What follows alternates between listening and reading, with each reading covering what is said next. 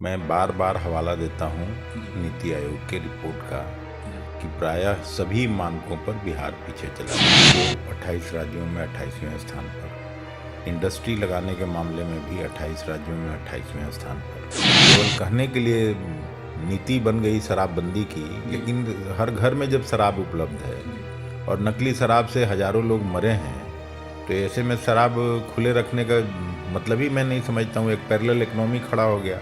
नमस्कार, आप देख रहे हैं लाइव सिटीज। मैं हूं आपके साथ सौरभ राज। मुख्यमंत्री नीतीश कुमार का 15 साल का कार्यकाल पूरा हो गया। पूरा जदयू 15 साल बेमिसाल समारोह कार्यक्रम मना रहे पूरे देश भर में, पूरे राज्य भर में। मेरे साथ कांग्रेस से नेता और राज्यसभा सांसद अखिलेश प्रसाद सिंह हैं। सर, जिस तरीके से जदयू मुख्यमंत्री के 15 साल का गुणगान करती नजर आ रही है, कैसे देखते हैं आप उनके पूरे कार्यकाल को? बहुत ही औसत दर्जे का कार्यकाल रहा है जी मुख्यमंत्री जी का।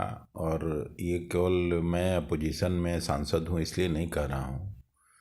मैं बार बार हवाला देता हूँ नीति आयोग के रिपोर्ट का कि प्रायः सभी मानकों पर बिहार पीछे चला गया। चाहे वो स्वास्थ्य का क्षेत्र हो, उसमें 28 राज्यों में 28वें स्थान पर। उच्च शिक्षा में कहीं कभी बिहार अव्वल हुआ करता था, वो 28 राज्यों में 28वें स्थान पर। इंडस्ट्री लगाने के मामले में भी 28 राज्यों में 28वें स्थान पर। तो यही स्थिति प्रायः सभी क्षेत्रों में रहा है। पढ़ाई लिखाई, पठन पाठन, स्वास्थ्य सेवा ना के बराबर। कोई हॉस्पिटल में डॉक्टर नहीं, नर्स नहीं, टेक्निकल स्टाफ नहीं। प्लस किसानों को जो न्यूनतम समर्थन मूल्य पंजाब हरियाणा में मिलता है, उसका 1/4 बिहार में मिल रहा है। तो डिस्ट्रेस सेल में किसान अपना अनाज बेचने को बाध्य हैं। तो नीतीश जी का मेरे नज़र में बहुत ही औसत दर्जे का कार्यक्षेत्र रहा। लेकिन जदयू सर कह रही है कि पूरे उनका कार्यकाल बेमिसाल रहा, सुशासन का राज रहा, जो कभी बिहार में देखने को नहीं मिली थी। अब नीतीश जी के साथ जो लोग काम कर रहे होंगे मंत्री के रूप में, एमएलए एमपी के रूप में, उनके पार्टी के वर्कर, वो ऐसा कह सकते हैं। लेकिन एक अगर किसी से पूछिएगा जो इम्पार्शियल आदमी है, वो मेरी बात से इत्तेफाक नहीं रखेगा। शराबबंदी पे भी सर जिस तरीके से विपक्ष सवाल उठा रही है, लोग ये कह रहे हैं कि शराबबंदी को अब खत्म कर देने की ज़रूरत। लालू प्रसाद यादव ने भी कहा कि शराबबंदी खत्म कर देने की ज़रूरत है। क्या बिहार में शराबबंदी की खत्म करना ही एक सबसे बेहतर उपाय होगा आज के समय में?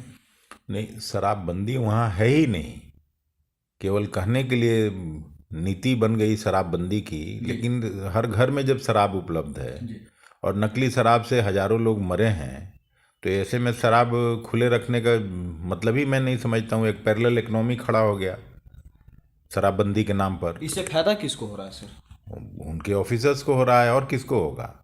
और नुकसान हो रहा है लोगों को कि महंगा शराब मिल रहा है, लोग उसका नाजायज फ़ायदा उठाते हैं।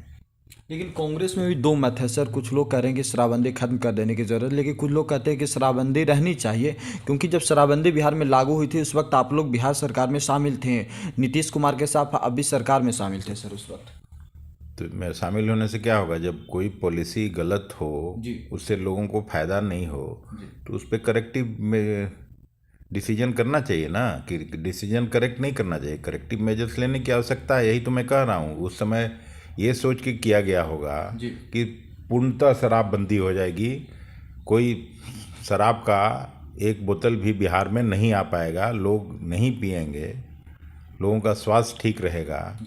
लेकिन ये तो शराबबंदी के नाम पर एकदम घोर ये है। हर घर में उपलब्ध है। ऐसे तो लोग जाके दुकान में खरीदते थे, अब तो घरों में पहुंचाया जा रहा है।